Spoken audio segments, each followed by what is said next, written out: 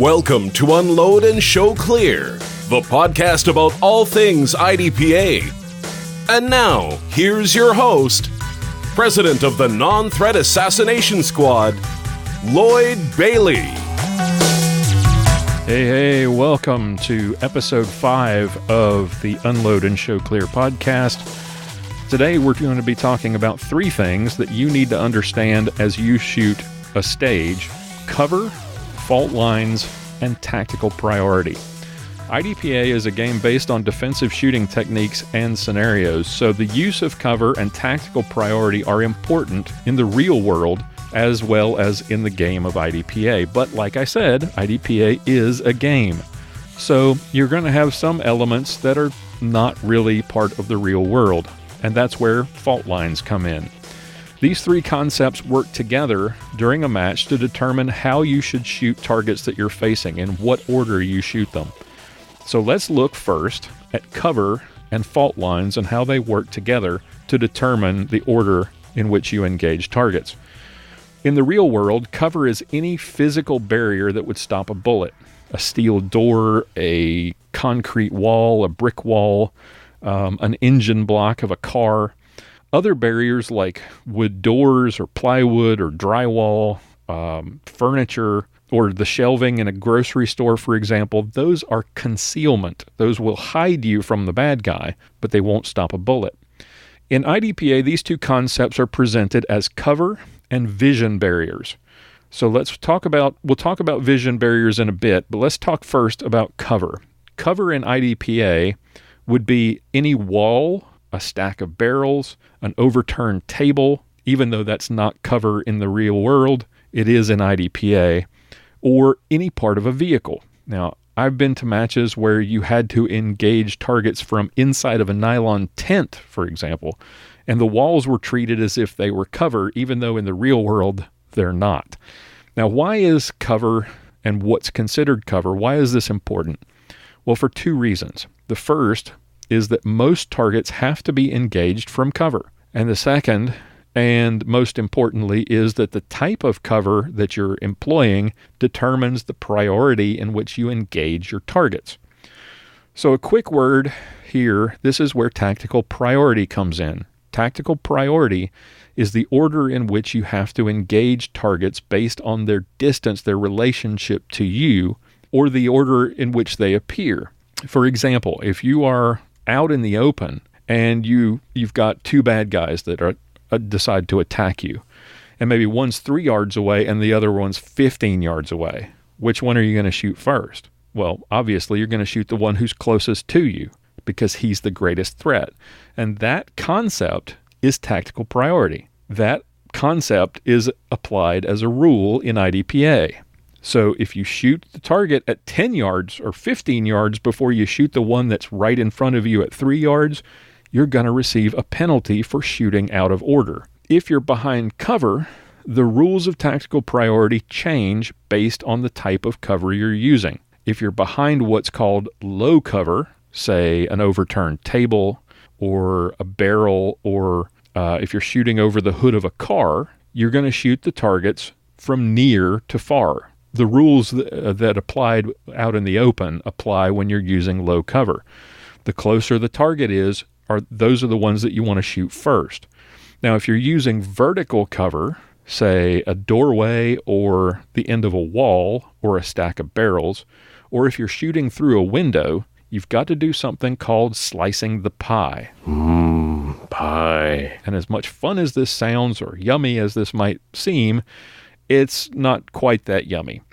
Basically, what this means is you have to shoot the targets outside in instead of near to far, in the order that you see them. If you don't know what I'm talking about here, the way to visualize this is something that you can do very easily. Stand in a doorway in your house. Don't stand in the door. Stand just outside the doorway. Take a couple of steps back from the doorway, okay, with the door open. Pick out a couple of objects in the next room beyond the door. Maybe a couple of lamps on tables or picture frames on the wall in the next room. Now step behind the door frame to one side or the other so that you can no longer see those objects. If those objects were bad guys, what order would you engage them from the doorway? You wouldn't step into the doorway and expose yourself to both of them, right? What you're going to do is lean out and engage them one at a time. So you lean into the doorway and you shoot the one that you see first. So it's going to be, so if you are on the left-hand side of the door frame and you lean to your right into the door, then you're going to shoot the first one you see, and then you're going to lean a little more, and you're going to shoot the next one, which is to the left of that object. And it doesn't matter how far they are from you. What matters is what order do you see them, okay? Now, the old cover rules, back before the 2017 Rulebook, required the shooter to keep 100% of their lower body and at least 50% of their upper body behind cover when they were shooting at targets. And safety officers had a rather unenviable job of trying to figure out if the shooter was actually behind cover or if they were shooting out of cover. And if you were out of cover, you got a penalty. And we talked last week about range commands. One of the range commands or warnings that you might get under the old rules was that they would yell cover at you to warn you that you were out of cover before you broke a shot. The problem is they couldn't often process this, and they would yell it as you broke a shot, and you'd still get a penalty. And it might distract the shooter, who would then get angry, and in other words, lots of complaints and people angry because all of the calls for cover were very subjective. And you might get different calls from one stage to the next based on the differences in the way safety officers ruled cover. I don't make the rules, ma'am. I just think them up and write them down. This was something that IDPA decided that they would try to remedy in the 2017 Rulebook, and I think is probably the best rule change that IDPA has made in years, decades probably. They took an idea from our sister sport, USPSA, and they added fault lines. Now, these are lines on the ground. They can be painted, but they're usually sticks, like furring strips that are staked down to the ground. They've been painted a bright color so that you can see them usually. And these are lines that you have to stay behind as you shoot at targets from a point of cover. Now, you can stand on them when you're shooting, but you can't step over them or you're going to get a penalty. You can step across them, as long as you don't break a shot while you're standing with your foot across the line. So it's really easy to tell, are you in cover or are you out of cover? Because of where your foot's planted, there's a visual reference. It used to be that the safety officer would be crouching down to look to see where your legs are in relation to the point of cover in relation to the target beyond it. And that's where all that subjectivity came in. And now you've got very objective standards for what's in cover and what's not.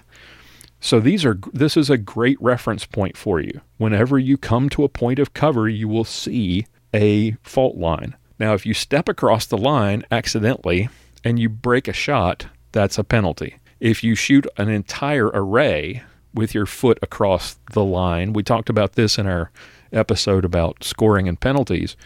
If you step across the fault line and you shoot an entire array of targets, 3 or 4 targets while you're faulting the line, that can be a flagrant penalty because you're trying to gain a competitive advantage by putting yourself in a position to more easily shoot those targets. Now, to wrap this all up, this is going to be a little bit of a shorter show. Let's talk about vision barriers. I mentioned them earlier. A vision barrier in IDPA, it's the equivalent of concealment in the real world. So these could be tents, they could be fake trees, or any walls that block vision that are supposed to represent something that you can sort of see around but are really not cover in the real world. Targets that are obscured by vision barriers are considered surprise targets. Usually a vision barrier will be used in a stage or a part of a stage where you're moving from one point to another. So let's say you're moving through a room and there's a curtain between 2 rooms.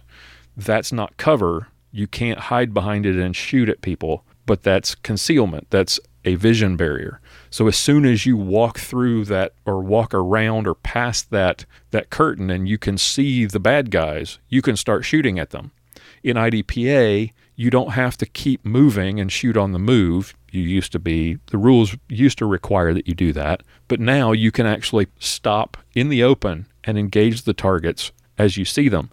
So you can't use vision barriers as cover, and you just run past them or walk past them, and then you shoot the targets that you encounter on the other side. So that's kind of how vision barriers work. You won't see those a lot, but they'll be pointed out to you in the stage brief.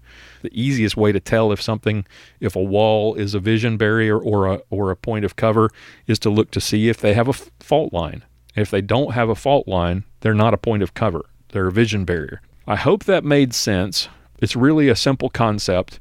If you're out in the open or if you're shooting from low cover, everything is shot from near to far. And if you're shooting around a vertical barrier, you shoot everything slicing the pie from outside in as you see them. Vision barriers are not cover, and so you can run or walk past them and shoot targets as you see them. If you have any questions about this, I will post a link to the rule book or maybe any other resources I can find on this subject. If you have any questions for me about this subject or about any other that we've discussed in the previous episodes, send me an email at Lloyd, Lloyd, at unloadpodcast.com. Visit the website, unloadpodcast.com, for all of the show notes. I hope you'll join me next week for another episode of Unload and Show Clear.